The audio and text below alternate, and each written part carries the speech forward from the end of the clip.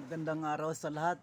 Ngayon mag-aaktong makulit tayo sa ating kongreso, sa ating panawagan na ibuksan nila ang kanilang libro at magpa-audit sa kuha. Parang sirang plaka na ako nito, ngunit karapatan ko bilang mamayan ng ating bansa na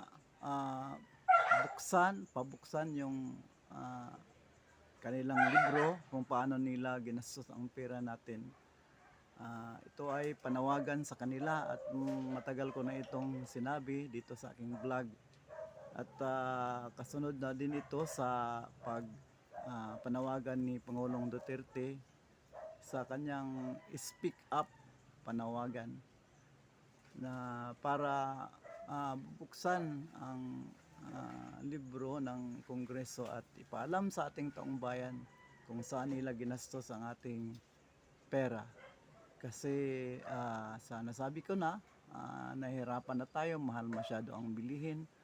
Ngunit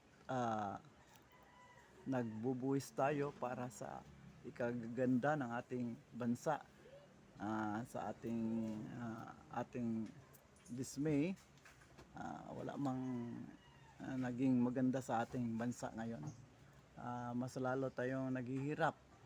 Pero okay lang sana yun kung ganun man talaga, pero ang problema kasi ay ang dahilan itong pagwawaldas ng ating mga kinatawan sa ating kongreso, mga representatives natin, pinamumunuan ni sa speaker, no, na masabi kong pagwawaldas ito. Bakit? Kasi di ba nila itinatago pa rin nila kahit na nanawagan tayo na ipa-audit. Pilit nilang tinatago at gishift nila ang issue, no? Marami na silang parang gishift nila patungo sa sabi tinitreaten sila, no? At marami silang dahilan, marami na silang sinasabi at kakasuhan pa nila si Pangulong Duterte. Parang iniiba ang issue para hindi na natin mapurso ang ating hiningi sa kanila na magpa-audit sila. Pero hindi natin sila tatantanan bilang mamamayan na pabuksan ang kanilang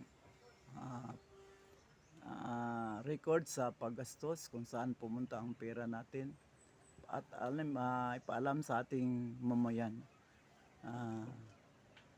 Hindi natin ito titigilan hanggang hindi nila tayo susundin, kasi kahit sila ay makapangyarihan, mas makapangyarihan tayong taong bayan.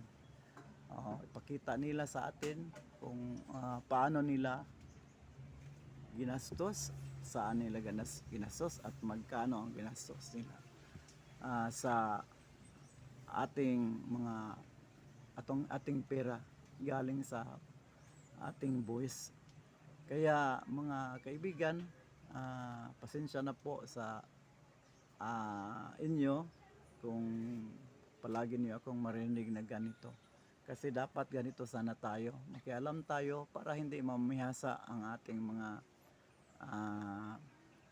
mga opisyal, no, sa gobyerno, yung mga inihalal natin na parang sila na talaga ang makapangyarihan, at hindi na natin sila ma-check, no? Kasi sila ang gumawa ng batas at nagpoprotekta din ang batas nila sa kanilang mga ginagawa. So, yun lang po this morning. Salamat po sa lahat. Paki-subscribe lang po kung bago pa kayo sa aking channel. Knowledge spread by Sir Boots. Salamat po.